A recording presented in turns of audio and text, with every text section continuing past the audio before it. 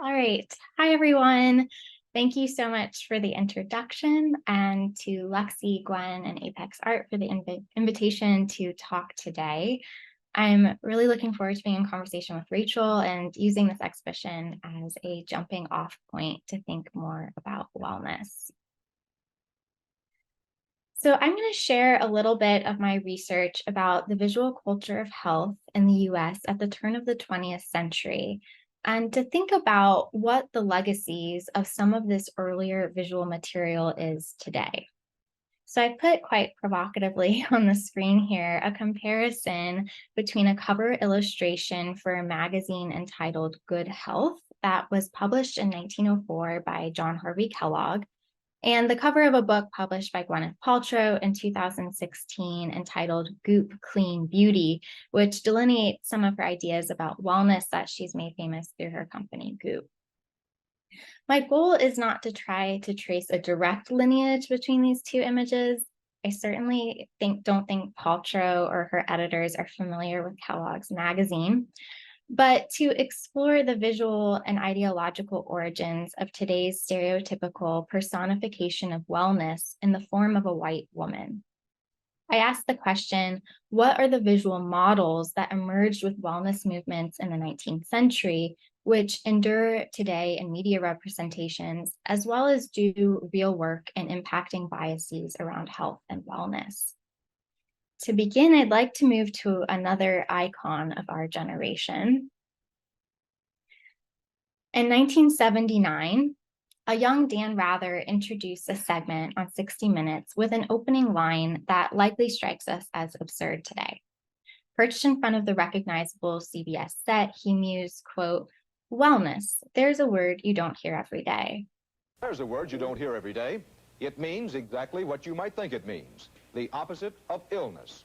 It's a movement that is catching on all over the country among doctors, nurses, and others concerned with medical care. The year was 1979, and wellness was a fringe movement in healthcare in the US, a little-known concept that needed definition as it turned the idea of health on its head. Good health was not simply the absence of disease, but the positive possession of physical, mental, and social well-being. Of course, today, 40 years later, as this exhibition so compellingly explores, it is impossible to go a day without hearing the word wellness and encountering the movement's aspirational lifestyle content. The wellness industrial complex is a $1.5 trillion industry, and its capitalist project aligns health with wealth, a criticism that even in 1979, Dan Rather broached when he compared the wellness movement to a middle-class cult. Critics of the wellness movement particularly, they say, well, what would you expect in Marin County, California? It's another one of those kooky California. Why can't it? That's what the critics say to me, yes. Well, I don't like labels, especially with all the latest publicity on cults in the San Francisco area. And I think that wellness as a concept doesn't need to have a culture or subculture added to it. A doctor from Southern California, I'm talking now about a physician, who's very critical of the wellness movement, said, Mr. Rather, what you're dealing with is a middle-class cult. In the clip, the interviewee balks at the idea of attributing any kind of culture to wellness, seeming to assert the practice's medical neutrality and innocence. Yet despite dismissing the comparison to a privileged cult, the audience member herself, along with her peers, make visible another facet of the culture of wellness, that of white racial identity.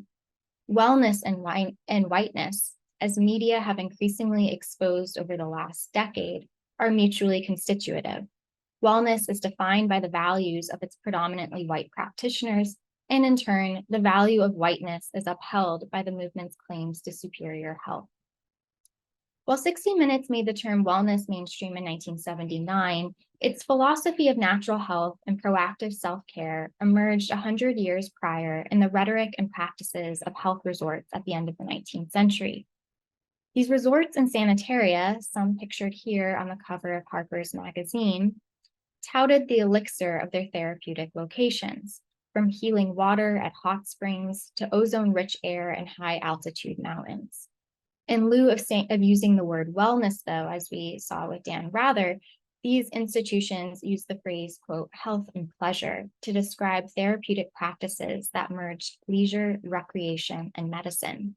Visitors often spent their entire day outdoors in nature, partaking in experimental therapies and exercise, not so different from today's wellness retreats. At the same moment that orthodox medicine was becoming standardized and hospitals institutionalized at the end of the 19th century, many Americans looked elsewhere for these more quote unquote natural means of acquiring health.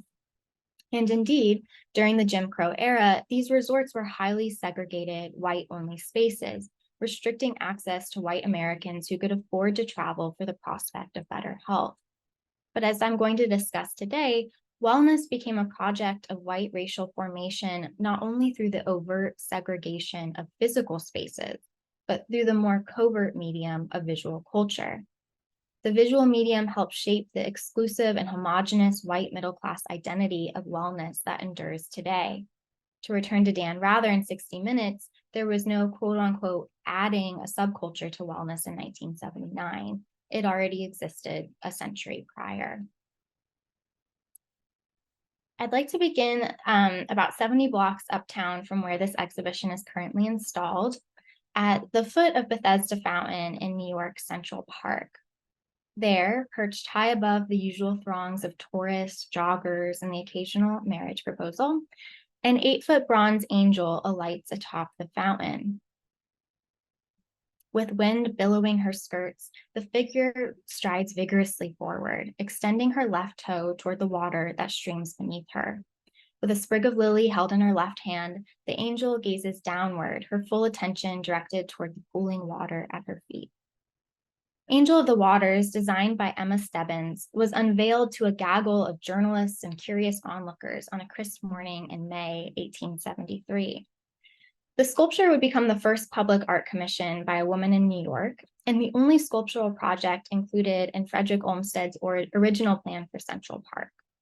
The commission sought to commemorate the arrival of fresh drinking water to New York City via the Croton Aqueduct 30 years earlier. Stebbins did not depict the structure of the aqueduct, nor the civic leaders who funded it, or the architects responsible for its engineering. Instead, she memorialized the feat with a reference to the New Testament story of the pool of Bethesda in the Gospel of John. Indeed, the angel's extended left toe was not there to simply test the waters, but to infuse its contents with healing power. As the story reads, quote, for an angel went down at a certain time into the pool and stirred up the water. Then whoever stepped in first after the stirring of the water was made well of whatever disease he had. While the sculpture was received with great enthusiasm by the public, art critics denigrated the angel. A reviewer at the New York Times lambasted the work, writing with what was surely unveiled sexism towards Stebbins, quote, all had expected something great, something of angelic power and beauty, and when a feebly pretty idealist thing of bronze was revealed, the revulsion of feeling was painful. According to the critic, the sculpture was problematic because, quote, the design seems more appropriate to a medicinal spring than to an artificial fountain. The reviewer makes a critical distinction between what is appropriate for a healing water source or an urban water fountain, asserting that the neoclassical's angel's idealism evoked a therapeutic context. Indeed, despite being situated at the center of the city, Angel of the Waters gestured to far-off therapeutic destinations through the aqueduct's conveyance of water from rural, unpolluted regions north of the city.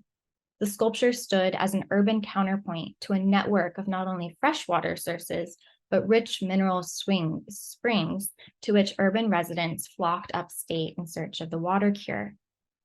The name Bethesda Fountain itself would have further recalled a medicinal spring to 19th century residents, since spas often riffed on the New Testament story, calling themselves, quote, modern Bethesdas. And to Emma Stebbins, the sculpture was likely explicitly attached to places of medicinal retreat.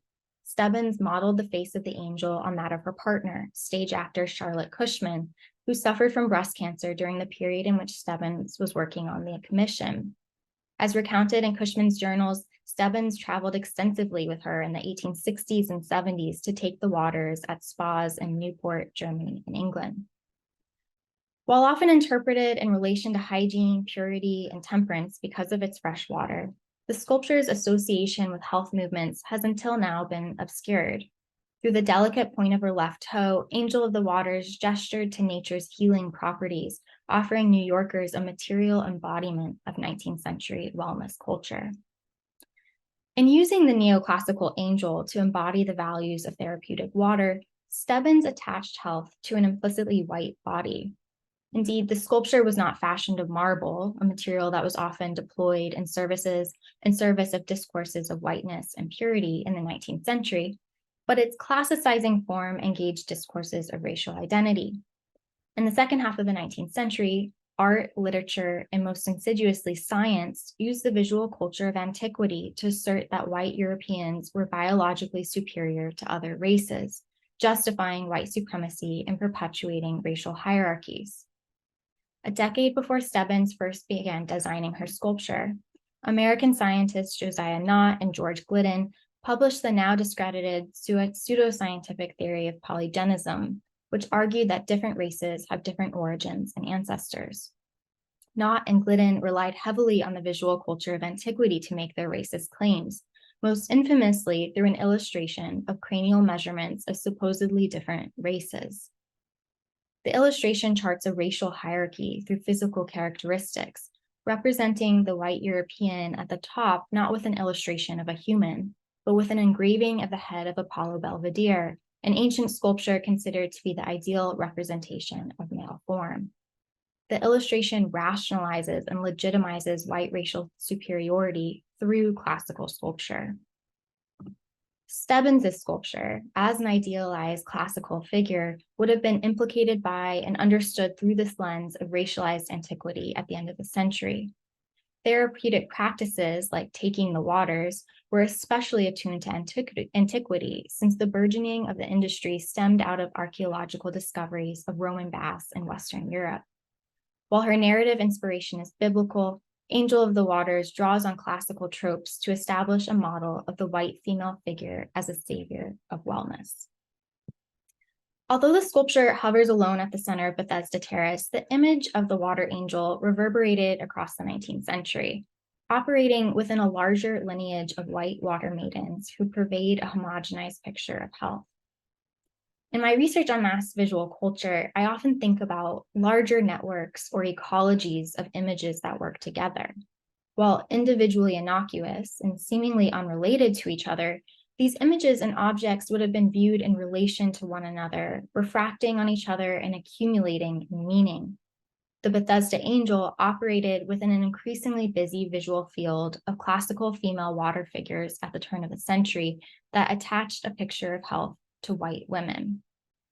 In the last decade of the 19th century, for example, John Harvey Kellogg, prominent physician and health reformer, leveraged the visual model for the cover of his influential health magazine, Good Health. Kellogg was a key figure of early wellness movements through his founding of one of the largest sanitariums in the US, Battle Creek, Michigan, but he also published widely, including this popular health magazine. In each of Kellogg's covers, a white woman dressed in antique garb and crowned with a diadem stands on the bank of a river holding an amphora. The words "good health" hover over each of their heads, seeming to not only title the magazine, but to diagnose the women.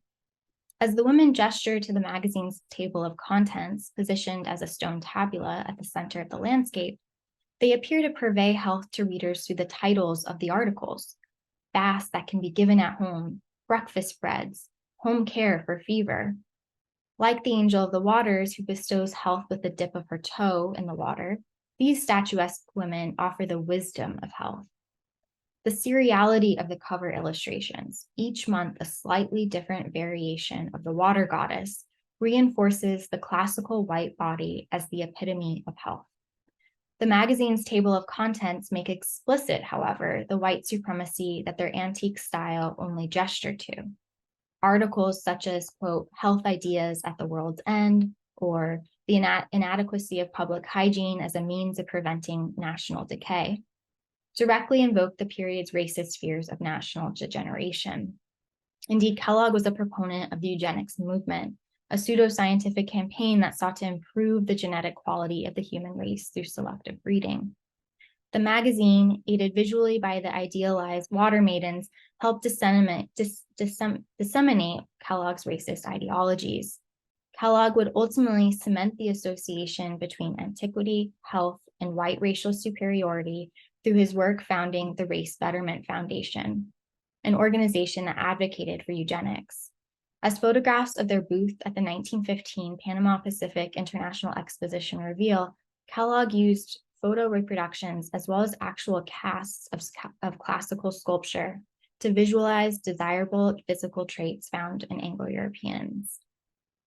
This visual formula of the classical water maiden was not exclusive to medical contexts, but a visual trope leveraged to convey wholesomeness, desirability, and health across industries and geographical contexts in places far outside urban centers like New York or health meccas like Battle Creek. As a final example, I'm going to move to a tiny town that probably no one, maybe some in this Zoom room have heard of, Mineral Wells, a small 19th century medicinal spring town in West Texas. There, through a series of successive representation, the lineage and legacy of the white wellness woman becomes apparent. In a first image contemporary to Kellogg's magazine covers, a young woman crouches beneath an elaborate archway. She extends her arms around a large amphora, tipping the jug forward so water streams vertically down the sheet of paper, splashing off of the letter M of Mineral Wells before pooling at the bottom of the page. The advertisement employs the water maiden in service of Western settlement and boosterism, promoting real estate in developing West Texas.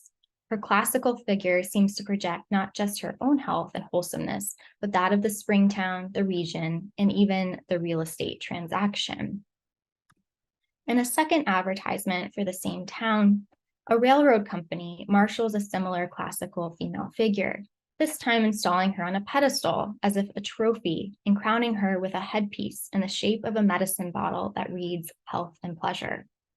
In her hands, she grasps the long scroll of a railroad ticket that details all of the health and social benefits of Mineral Wells, making it not only the, quote, right ticket to health, as the bottom of the pedestal says, but also seeming to anoint the figure the, quote, right picture of health as she stands as a prize on the podium.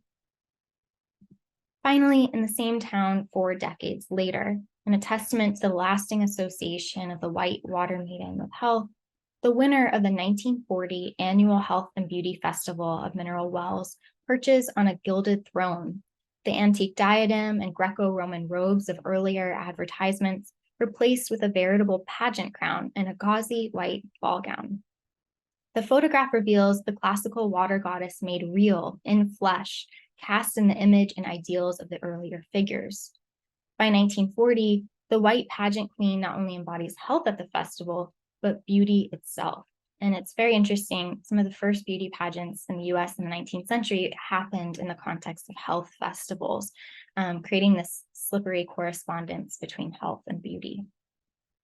Across 4 decades in a single town, the symbolic power of the white wellness woman takes shape, shifting and growing from ideals of health to ideals of beauty.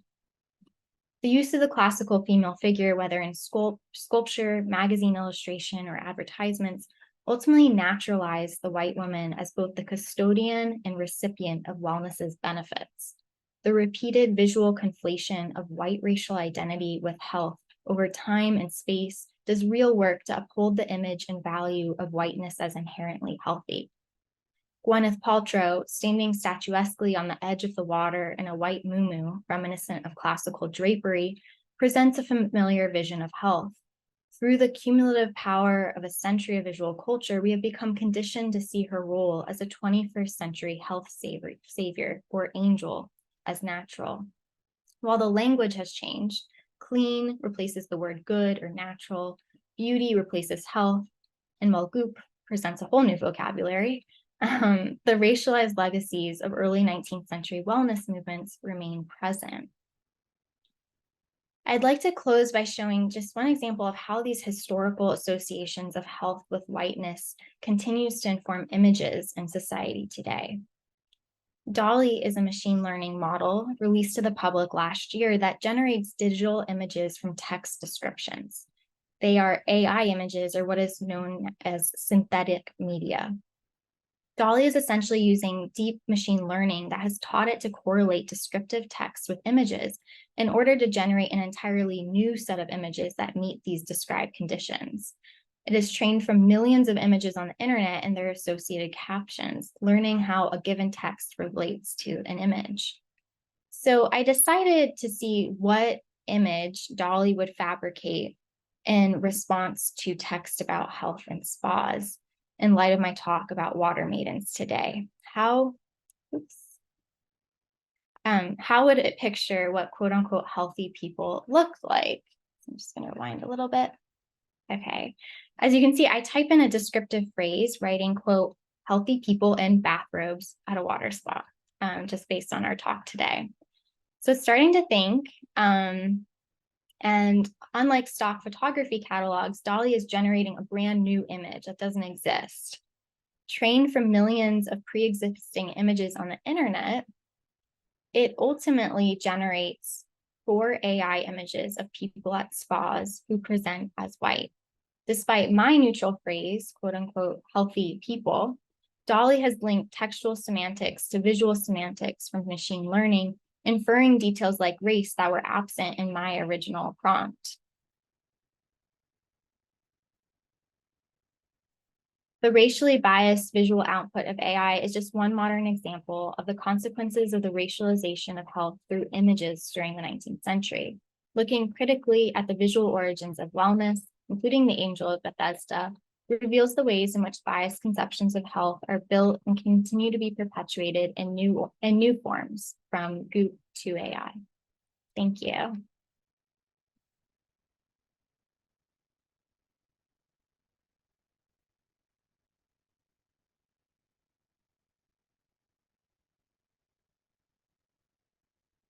I suppose I'll just come straight on in. I will begin sharing my screen.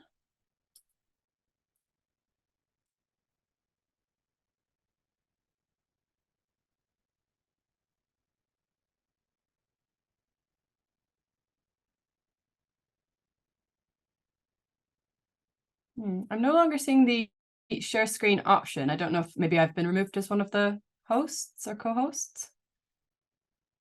Let me see.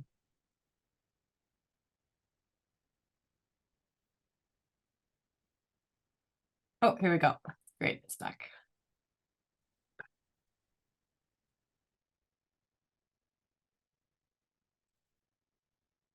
Lovely. Okay, thank you, everyone. Thank you for being here today. Thanks to Lexi for the invitation, and to Ash, Ryan, and Gwen for all your work in curating this exhibition. I am based in the UK. You can see the light outside my window is slightly dwindling. It is 6 p.m. here on a Friday evening. I'm very sorry that I haven't been able to come and see the exhibition myself. It sounds really fantastic. I have browsed a little bit of what's available online, and it really just looks wonderful. So well done to everyone involved in putting that together. For today, talking about the roots of wellness culture, I'm going to be approaching it really from the context of research that I've been doing in the UK over the last few years. And I think 2 things to say at the outset in terms of context is that I'm going to be talking about roots in a much more recent and contemporary historical period. Michaela has given a wonderful setup for some of what I'm going to be discussing. And also what I'm going to be talking about is very much based in the UK context, and there are some key differences between the UK and the US on a whole host of issues, of course, but here in particular, in relation to structures and infrastructures of health and healthcare. The UK, as many of you may know, or some of you may know, has a public health service called the National Health System, the NHS, National Health Service, and it is free at the point of access, which marks out a very significant difference between the US and the UK. And so that's worth bearing in mind in relation to some of what I'll be saying. So the entry point for my own interest in wellness goes back just a few years really to around 2015, when a new cohort of quite glamorous young women entrepreneurs, who often began as bloggers, they were influencers, started really promoting the logic of healthy eating and practices of healthy eating, sometimes under the mantle of clean or clean eating, but very often and increasingly over time under the language of wellness. And this was really quite a new development in the UK. It wasn't something that had been seen at this kind of scale, and certainly in terms of the mainstreaming of these figures. So these young women, I have an example here, Deliciously Ella Mills, who very quickly amassed quite large followings on social media, and then also generated quite a lot of attention within the mainstream media at large, and were really spotlit as aspirational young women who are really doing something wonderful, both for themselves in embracing a healthy outlook and a healthy diet, but also in proselytizing this to the British nation. And in that regard, it's I think fairly well known that the UK is not exactly famous for its healthful cuisine. And so this kind of culinary trend was really marking out something of a departure from the previous decades of British food culture and the longer kind of history. So I became interested not only in the fact that these young women were gaining large followings online, and I was and I am very interested in what kinds of followings that they actually develop, but also in the media spotlighting of these figures. Why were they being held up as figures to aspire to, as young women who should be looked up to? And so that was really what cultivated my interest. And as I was saying, the language of wellness was really a new lexicon in the UK. It wasn't something that has the long historical roots as it does in the US in quite the same way. Having visited the US, I was in California last year. I saw the language of wellness kind of everywhere on street signage and in shop windows, and across a whole assortment of different kinds of venues. And that is, again, quite different to the UK context, where the language of wellness is not quite as mainstream. And so, again, I was interested in this kind of novel cultural formation, this novel commercial development as well, because something that we saw quite immediately, and that was charted also by the press at the time, was that some of the kinds of food products and preparations that we were seeing become very popular on Instagram, such as the ubiquitous avocado toast, very quickly found their way into high street shops and supermarkets. And so that, again, there was this kind of mainstreaming that was going on that I found very, very interesting. Now, the cultural commentary at the time, and I think to date really, still centers on and makes certain kinds of assumptions about who wellness is for. And I think predominantly the assumption about the audience that's made on the basis of these representations is that wellness is the almost exclusive and somewhat risible preserve, really, of wealthy white women who are already well. So women who are already healthy and who are nevertheless pursuing health enhancement in a way that is often considered and labeled vain, narcissistic, faddish. And I think there's a kind of tenor of irrationality that often goes along with that.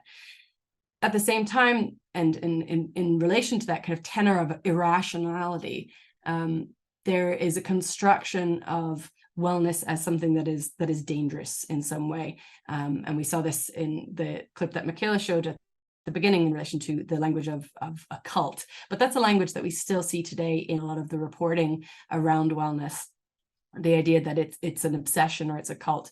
And I think that this is something that's very much tied to the hyper visibility of figures such as Gwyneth Paltrow, who I have put here on the screen, in this kind of space, such that Gwyneth Paltrow has kind of become a stand-in for wellness culture writ large. She embodies it. She is the face of wellness, certainly in the US, but also I think more broadly and across a kind of the global imaginary in some way. So the prominence of figures such as Gwyneth Paltrow serve to create this kind of indexical relationship between wealthy white women who are already well and wellness culture writ large. As a media studies scholar, I'm quite interested in the relationship between representations and audiences, and so that's part of what I've been looking into with this project. I've also been interested to see that this kind of cultural narrative, this cultural commentary that I've been describing in relation to Gwyneth Paltrow, is something that we also see in quite a lot of academic research to date, contemporary academic research on wellness culture, where there tends to be the same kinds of assumptions writ through some of this work, at least. Other characteristics of some of these texts is that they tend to look at wellness from a distance. So look at wellness in terms of the representational patterns that go along with it, for example, on social media, but also maybe in magazines and news media. And so there is little in the way of firsthand empirical work. So actually going out and speaking to people for whom this kind of content is meaningful in some way. So who are the people who are actually engaging with these kinds of representations, and the advice that's being made available on sites like Instagram, for example, on these platforms by wellness influencers. So there's this tendency to examine wellness culture from a distance and to really focus on representational patterns rather than, for example, audiences or indeed production cultures. There's also a backgrounding of the clearly very gendered dimensions of this cultural formation. And this is something that's sometimes indexed. So here with the title Lifestyle Gurus, it's very clearly honing in on the idea that wellness culture is in some sense addressed to women. It is for women in some way. There is, this cover is awash with pink. We have the pink background, the pink flower, the pink beanie, the pink lipstick, the pink phone cover. So there's clearly a kind of an acknowledgement, a recognition that wellness culture is in some sense by women and for women. And yet at the same time, a lot of existing literature doesn't really foreground this fact or actually try and attend to and grapple with the question of why are so many iterations of wellness culture, not all of them, but many, why are they so heavily feminized insofar as it's very often women who are their faces, but also it's women who are making up large numbers of the audience as well.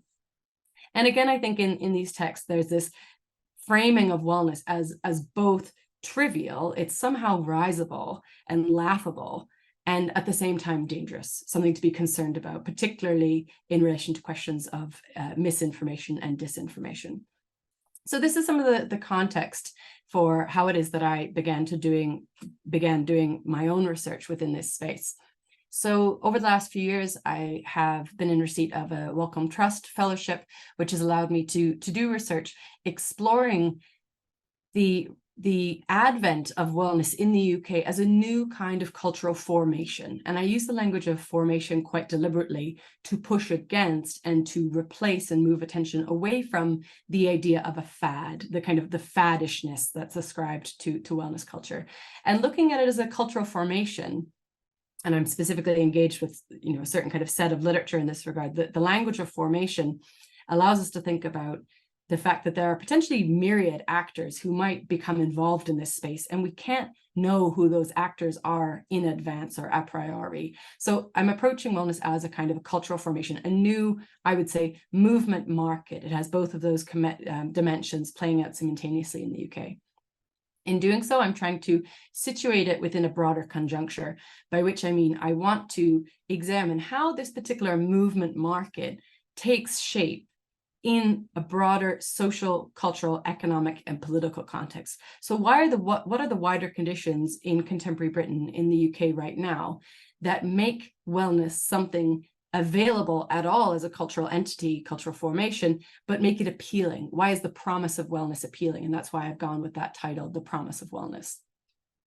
The research itself is ethnographic. It's been conducted over several years, was some ways disrupted, and I had to rejig things in the context of the pandemic. But much of my fieldwork was actually carried out prior to the pandemic, where I was actually going to wellness events, so product launches and festivals and panel discussions and meetup groups across a whole range of different spaces, so in church basements and in upscale grocery stores, and actually going and speaking to people and seeing who was there and what are they talking about and what are their concerns.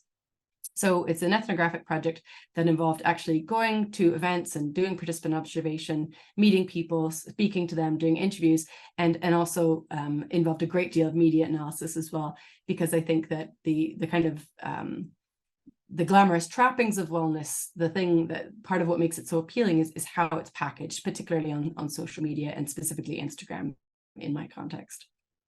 In terms of the participants, so who was I really speaking to when I did this research? I had a variety of different people that I was speaking to, some of whom are kind of advocates within the industry. They're working in the industry in some way. They might be influencers or content creators or small business owners and entrepreneurs, but also lots of adherents or kind of ordinary consumers, quote unquote. So people for whom wellness is promising in some way in terms of the practices that they engage, health enhancing practices, health enhancing products that they try and utilize in their own everyday life, and trying to find out what it is that, again, makes this appealing for them. I also interviewed a group of people who are kind of outside experts, and I use the term, again, in inverted commas, people for whom wellness came into their workplace. They didn't intend to be involved in this sphere, but it came up for them, chiefly as doctors, medical doctors, and also as dietitians, nutritionists, and psychologists.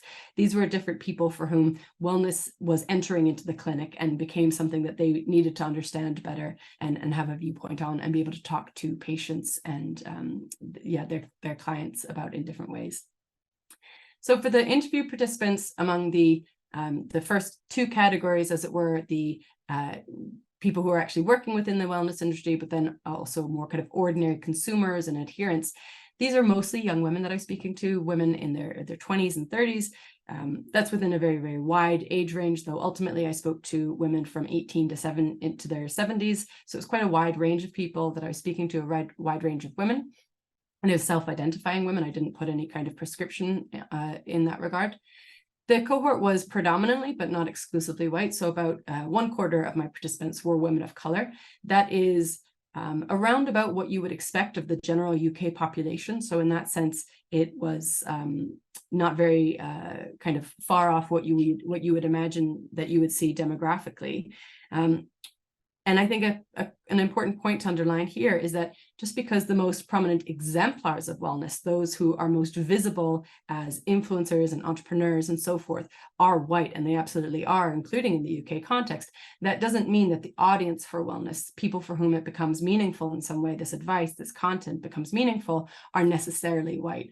And again, within media studies, we know from decades of prior and existing research that audiences of color who are in majority white contexts by necessity have to learn how to engage with texts that don't necessarily reflect or represent them directly. And so this is something that's quite commonplace, and that Black audiences and brown audiences will be doing all of the time in various ways in white majority contexts. And it's also important to underline in this regard that even though the wellness industry and many of the spaces that I was going to on my research were dominated by white women, and white women were very much privileged within these spheres. Again, that's not to say that those are the only people for whom this is meaningful. And so in that regard, an important aspect of the research is to push against the idea of wellness as a white thing, the kind of property of white people in some way, or necessarily and inherently white. And then the final thing to say about this cohort is that they were educated and middle class. So there is clearly a certain set of financial requirements involved if you're going to participate in some of these lifestyles, and healthy eating in particular can be very expensive. But the cohort that I spoke to, although they were highly educated, largely had university backgrounds, and were broadly middle class in terms of their upbringing and their tastes and dispositions, their present situation was actually much more variegated. And so many were actually quite precariously middle class. And again, there's a generational dynamic to this. The fact that many of my participants were young women, we know that young people in many societies across the world, and especially in contexts of the global north, their class position is increasingly precarious because the traditional markers of middle class status are increasingly out of reach, particularly if we think about things like property, so access to home ownership as a key factor there, but also things like having steady, continuous, and guaranteed employment. That was really not the picture among the people that I spoke to. So what are some of the findings then of when I actually went out and spoke to people, and how does this shape or reflect on, or cause us to reflect on, that kind of picture of wellness that I established at the beginning that really characterizes media and cultural commentary and academic research? A key thing to say in this regard is that actually speaking to women really complicates the picture of the worried well. The idea that wellness is simply for wealthy white women who are already well and are doing this really out of some kind of vanity and superficiality, and they're really doing it to enhance their own beauty and productivity and things like this. That was really not what I found, actually. Almost all of the women that I spoke to had significant experiences of ill health, and there are a whole range of conditions that they mentioned, but just to list a few, these included exhaustion, insomnia, anxiety and depression, irritable bowel syndrome and other digestive problems, polycystic ovary syndrome, fibromyalgia, eating disorders, disordered eating, alopecia, eczema, diabetes, and substance abuse problems, including both alcohol and drugs. So these women were dealing with things. They were dealing with various forms of ill health. They had experienced ill health, and wellness in some way was a means to try and get out of those situations or negotiate those situations. There are also experiences among my participants of debility and disability. So 3 of my participants identified as being disabled. And the way in which they described their engagements with wellness culture, so why they're following these kinds of figures and looking at their advice and trying to implement it, was much more about coping rather than optimizing. So the logic of optimizing is one that's often ascribed to wellness. Again, the idea that it's kind of seeking an enhanced level of health, even though you're already healthy. That really wasn't the picture that came across from actually speaking to the women that I did. And in terms of trying to diagnose this situation, then I really locate the various forms of ill health that they were experiencing, these women were experiencing, in complex ideologies of patriarchal capitalism. So the cause of these various ailments, illnesses, and conditions I see as rooted in the social and political and economic context that these women are navigating.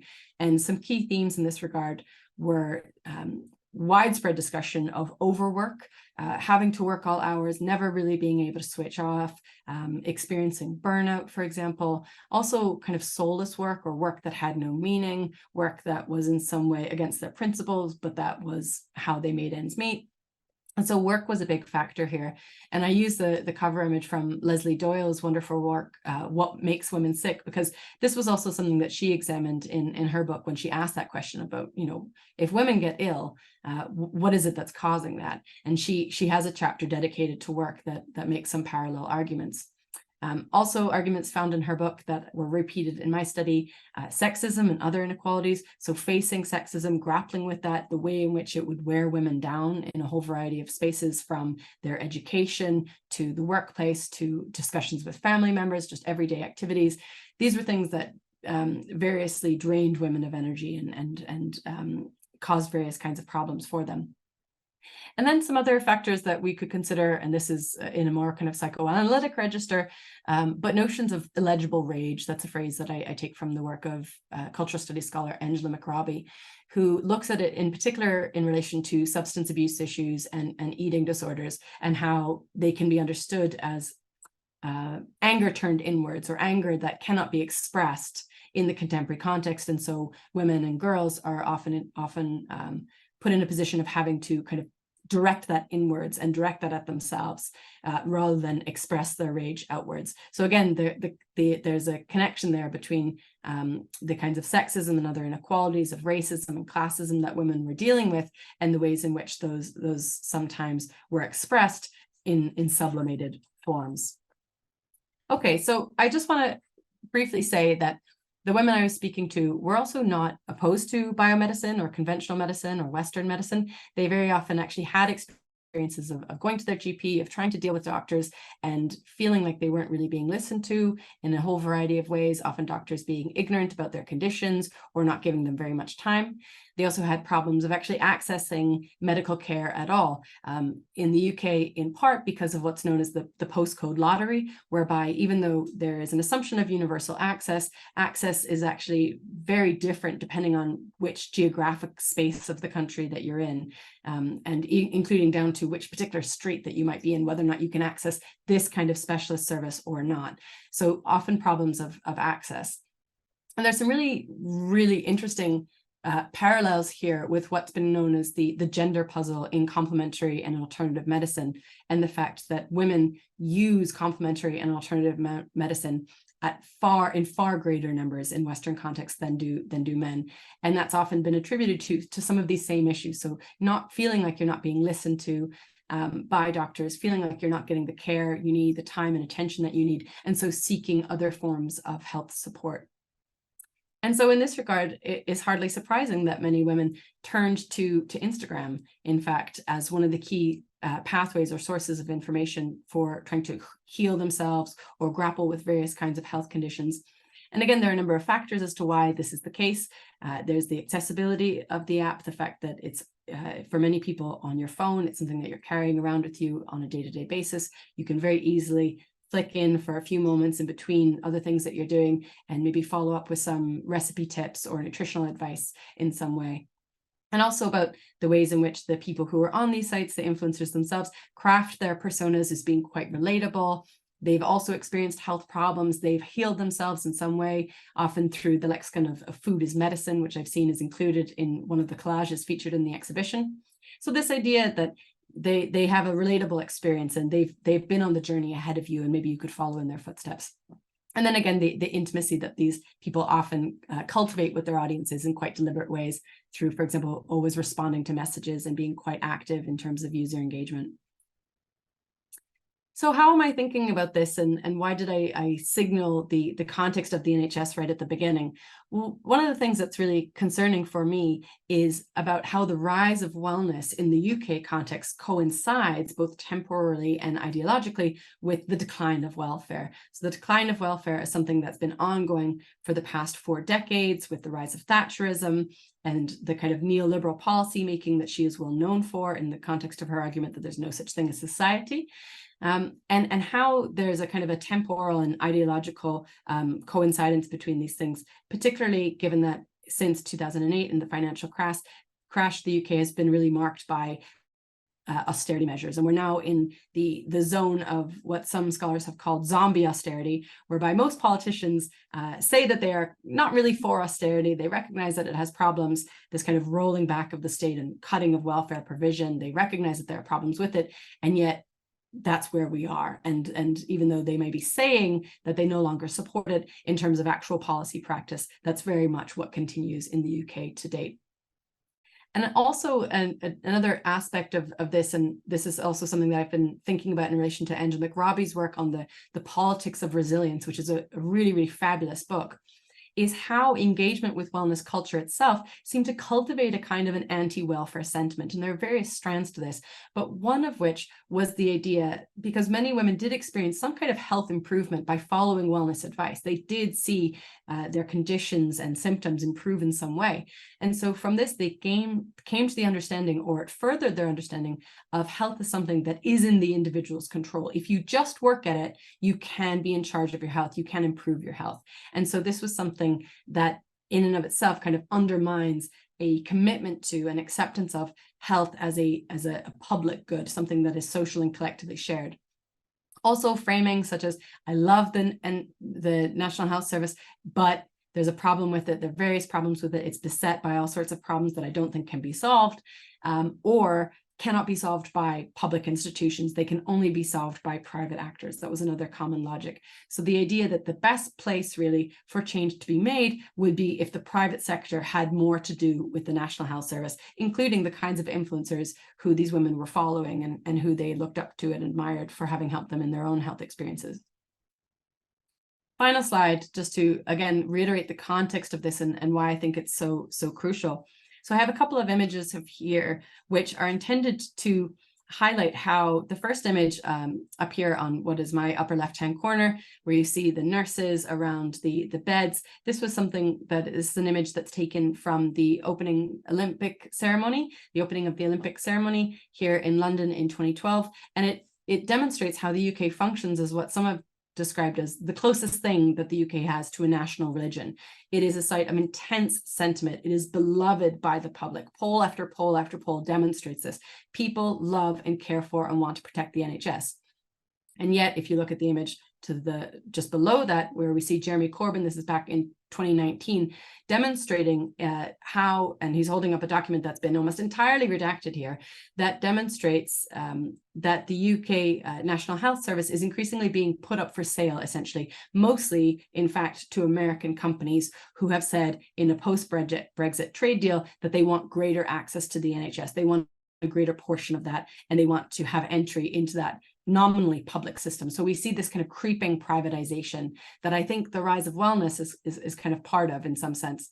And then finally, again, to underline that idea, we see an image here, people outdoors clapping during the COVID pandemic. This was a period in which what we saw was a symptom of what Emma Dowling describes as the reproductive labor in general, but in particular care, as something that is valorized but not valued. So it's something that we will stand outside on Thursday evenings, as was the ritual during the lockdowns here in the UK, of clapping for carers, and yet not actually then giving them really the material conditions under which to do their work well under the context of the pandemic. They were grappling with hugely challenging circumstances. But also since then, we've actually been experiencing wave after wave of strikes by nurses who have actually never been on strike before in UK history because their wages are so poor. And so there's this devaluing of reproductive labor and social reproduction that is going on here that is really crucial in understanding this this decline of welfare in the context, and how I think it maps onto and can be understood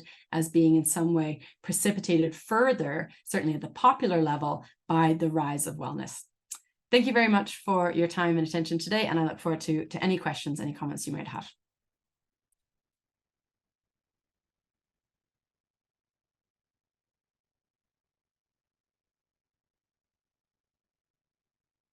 Thank you so much to you both for your really enlightening presentations. I'm Lexi, I'm the curator of the exhibition at Apex Art.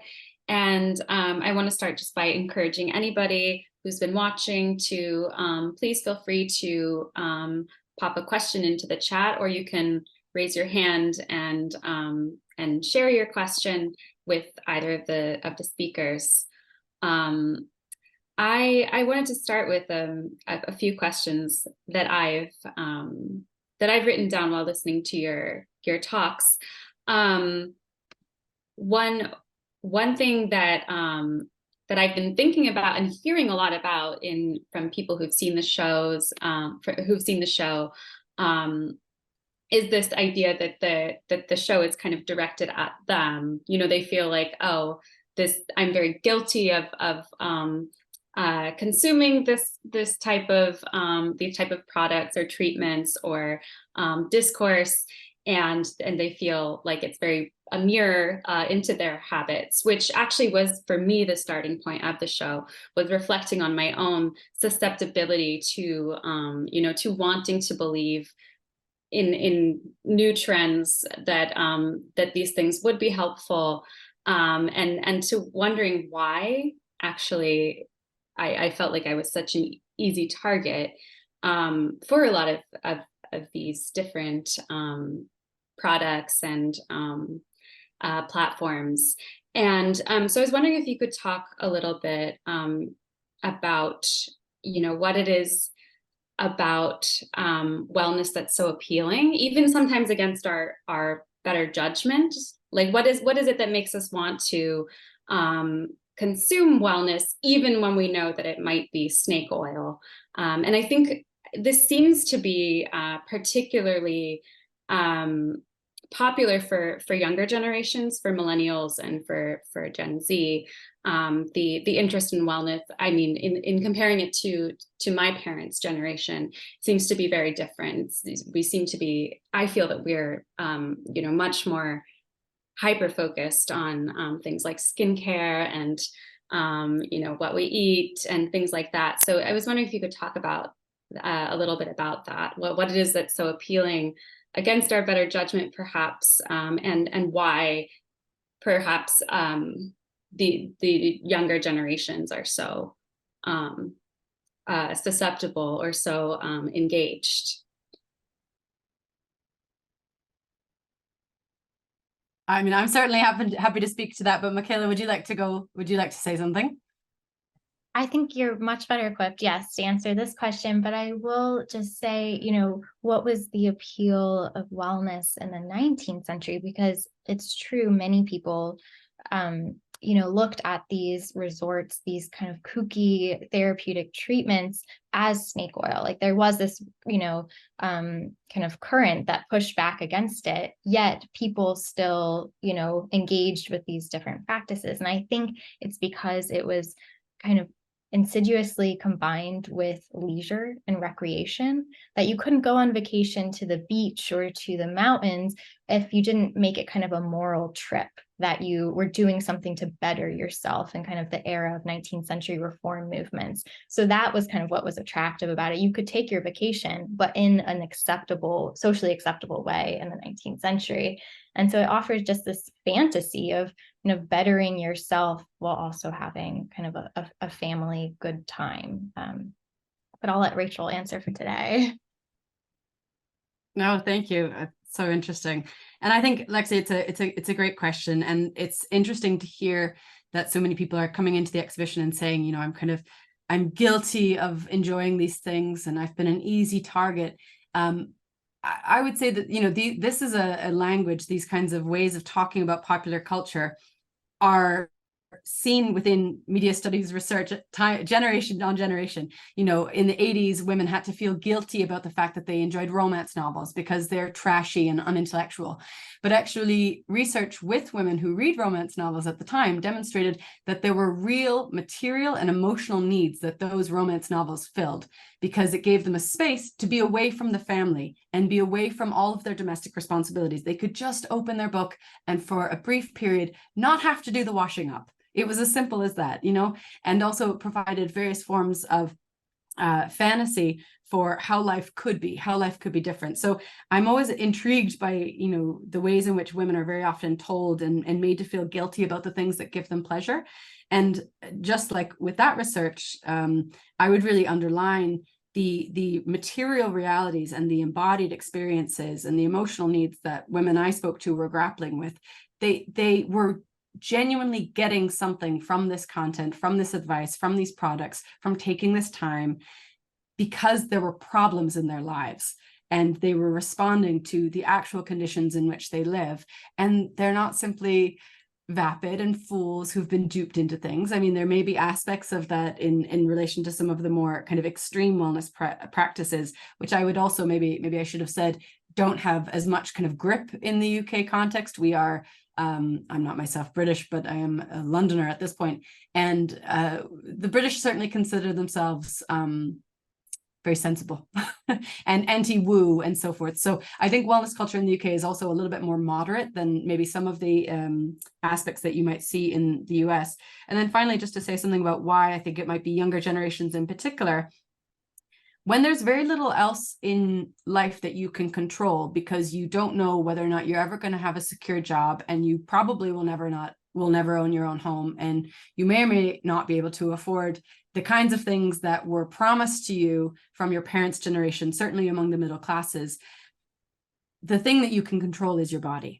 And the thing that you need to control, particularly somewhere like the US, is your body, because you don't have a net. There isn't a net to catch you if your body is not well.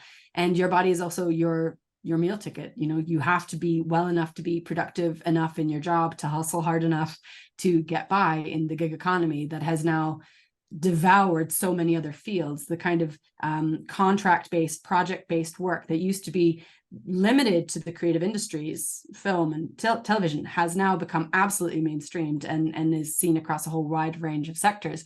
So I think there's also something about a generalized sense of precarity among younger generations, which isn't even to say anything about environmental precarity, which I think young people are also very aware of. So investing in the body, because it's the thing that you have and the thing that you can control, or that you hope you can.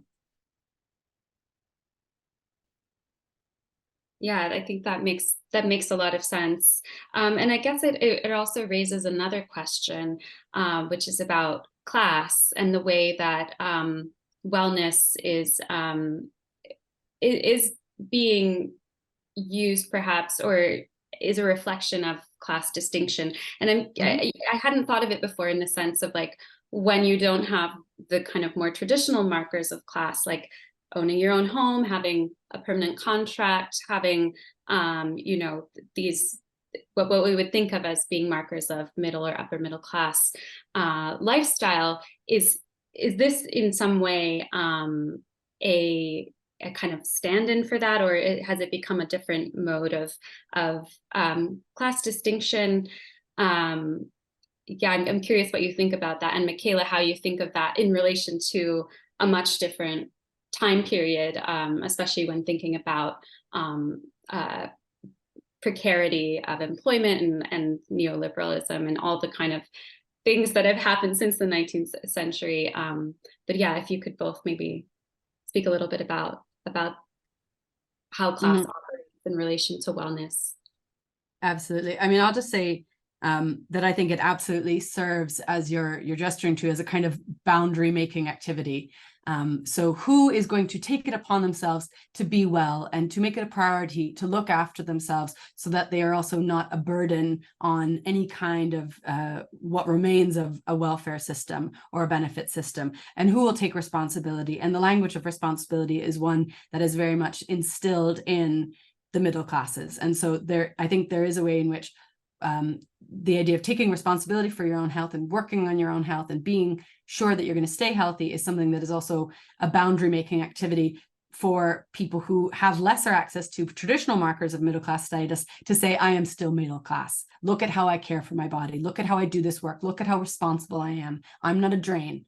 So I think that there's that aspect. And then I would second to that say, certainly in the UK context, and I imagine some of this maybe carries over in the US, the question of who are the exemplars of wellness culture in the UK, such as Deliciously Ella, the kind of the face of wellness here. These are women who are literally from the aristocracy. So they are actually themselves extremely, they're extremely wealthy. They come from immense privilege. And all of the women who were kind of spotlit by the media circa 2015 to 2018 as kind of exemplars of wellness, even though they were influencers and people might have thought that they were kind of self-starters as content creators, they hailed from exceptionally privileged backgrounds. And there's something very interesting about how they are trying to instill their taste and dispositions onto an aspirant middle class. But again, if you look at how people engage with these figures, they're often quite aware of this. You know, it's not just scholars who are aware that, oh, these people are actually really rich and they're heiresses and all the rest. People know, and they push back against that in various ways. And they'll make jokes to me like, you know, I might look at her smoothie bowls, but I know I can't afford her kitchen. Like, I know that is inaccessible. And I get it. I get that she's Deliciously in particular is the heiress to one of the largest supermarket chains in the country.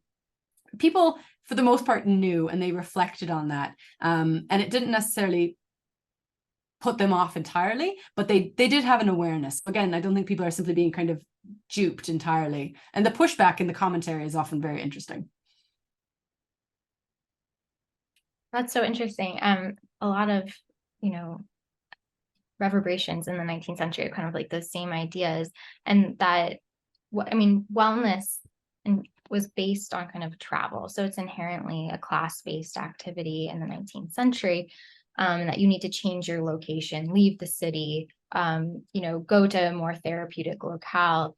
But a lot of my research, you know, looks at printed material, printed visual ephemera of these brochures of resorts. I mean, they're everywhere. They're just such a kind of prominent part of visual experience in the 19th century is looking at these distant places. And I think what comes to the front is that in and of itself, of consuming this visual material, of looking at resorts in the Adirondacks or the deserts of Arizona or California, like that in itself, just consuming travel material was a wellness experience. And I think that democratized and diversified, you know, who engaged with wellness ideas at the time, because this ephemera was free, cheap, and, you know, ubiquitous. And then I think as wellness became more accepted and integrated into kind of life, you could have these experiences in the city. And there are government bathhouses, for example, in New York that developed in the 19th century. So it really was for everyone, but it was kind of this, what was made most visible were these very luxe experiences of going to, you know, Saranac Lake or Lake George in upstate New York. But that you could still, like, and, you know, same as looking at Instagram, kind of having this vicarious experience of wellness through these brochures of wellness retreats, you could also kind of attach yourself to kind of this fantasy of health.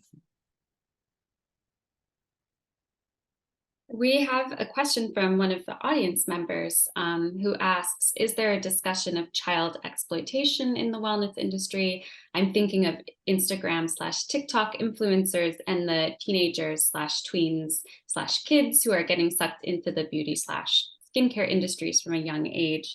And I think that also kind of brings up a larger question of the fetishization of youth in general in wellness, which I think also, Michaela, really came out in your presentation as well, in a lot of the visual material you presented. So if you both could respond to that question from your different perspectives across time.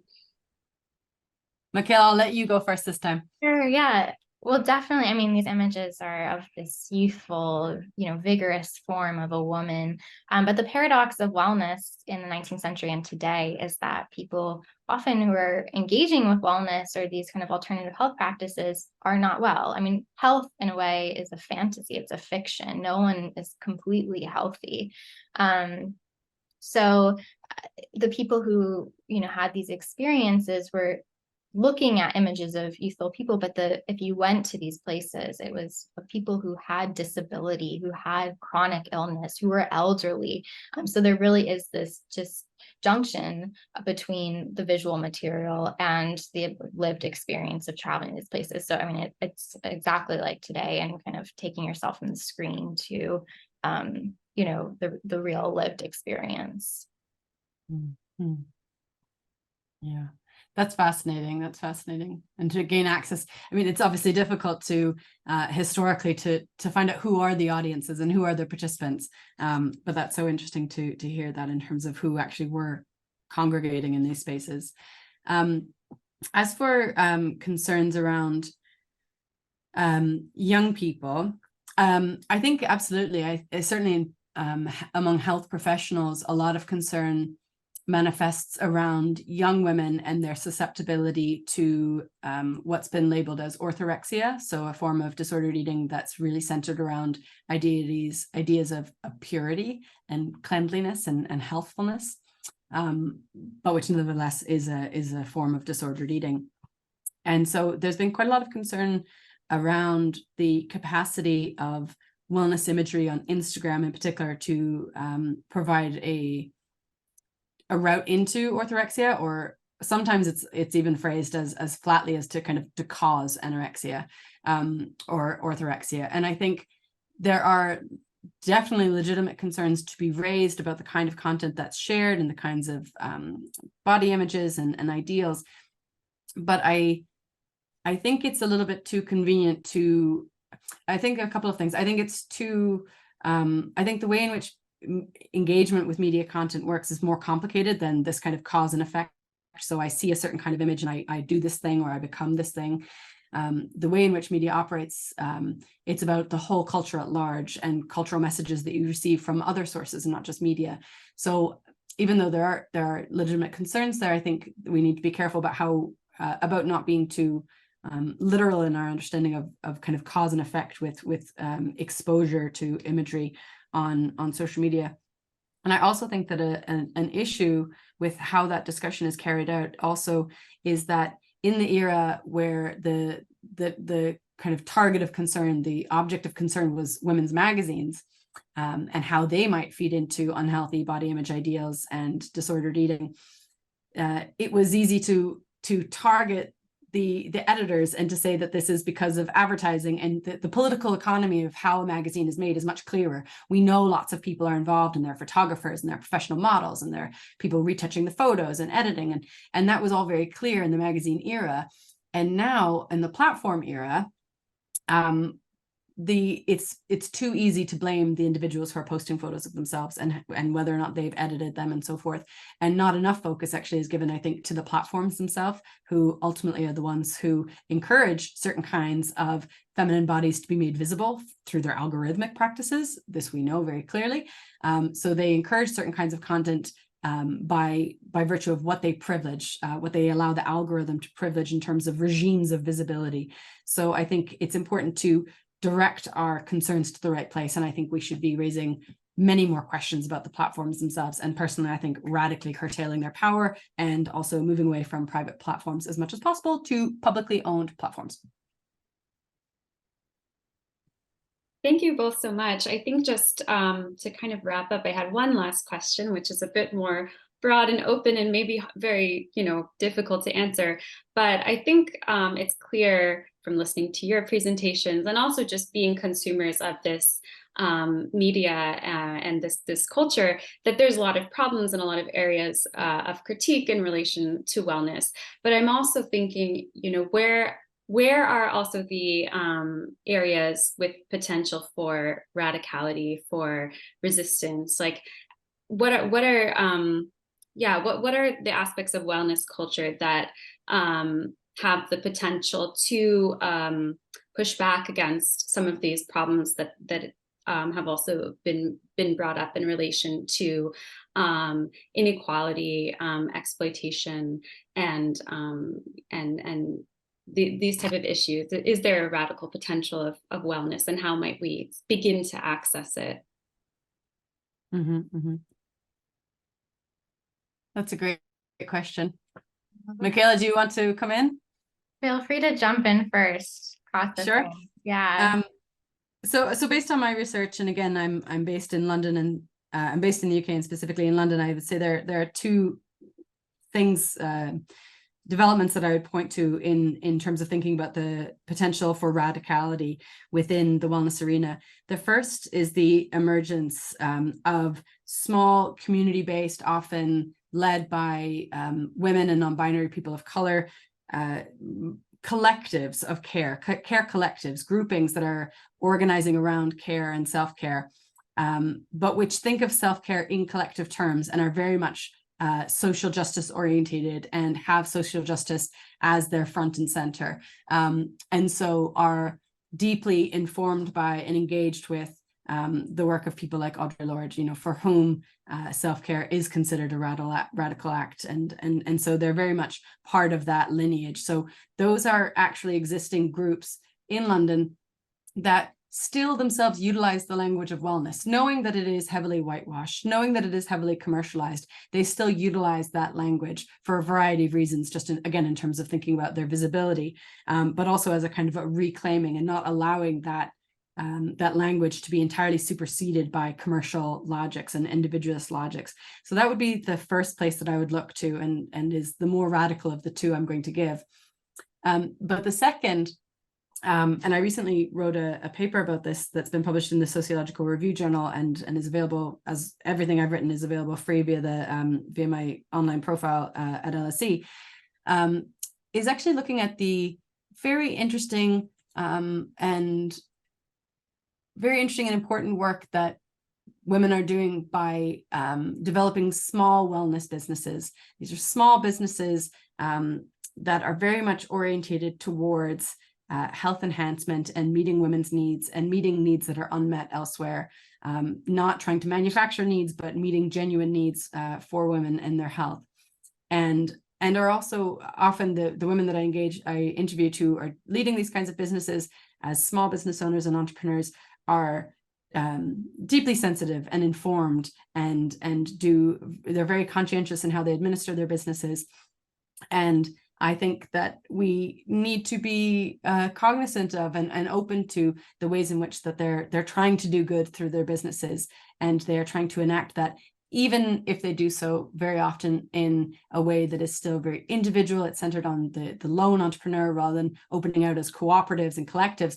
But there is still potential there, and I think we should try and hold some space for those women who are too easily caricatured and written off via figures such as Gwyneth Paltrow, who is just in a totally different realm.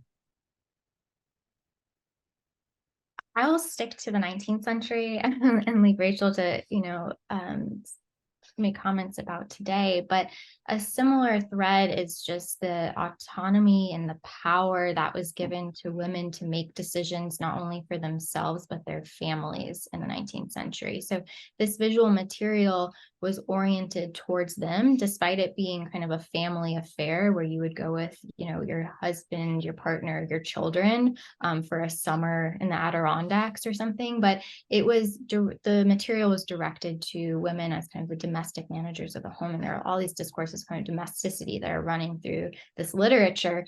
But it was quite an independent kind of autonomous decision that women could make in terms of what was best for their families. So I think, and a lot of these movements also overlap with like temperance, prohibition, women's right to vote, and they're kind of concentric circles, Venn diagram of women's liberation, progressive reform movements.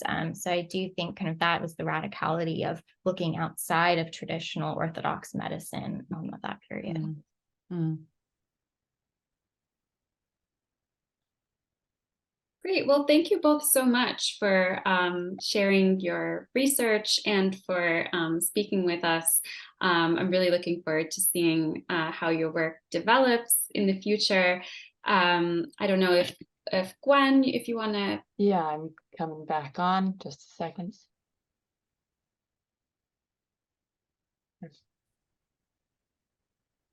Okay, well, I hope you guys can hear me at least. Thank you so much to Lexi also. That was such a great talk. They're both really great talks and great discussion. I thought that sort of the art historical and material culture and sort of combined with the ethnographic approach just kind of wove this really nuanced understanding for us. So thank you all. Thanks so much. See you guys next time. Thank you so much for having us. I really enjoyed it. This is wonderful. Thank you so much. Bye.